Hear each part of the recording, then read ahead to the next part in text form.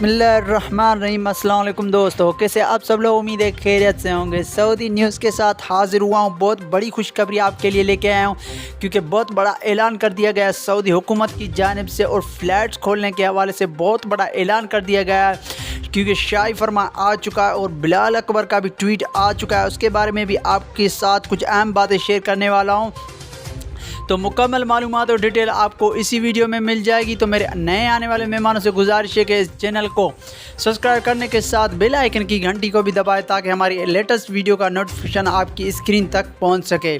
तो बिलाल अकबर का ट्वीट अभी आया है, न्यू ट्वीट आया, उसमें उसने कहा है कि फ्लैट जो है 48 घंटे के बाद खोली जाएगी। ये पक्की खबर है, ये सबसे पहले हमारे चैनल पर शाया हुई है खबर के फ्लैट जो है 48 घंटे में खोलने का ऐलान कर दिया गया है बिलाल अकबर की जानिब से।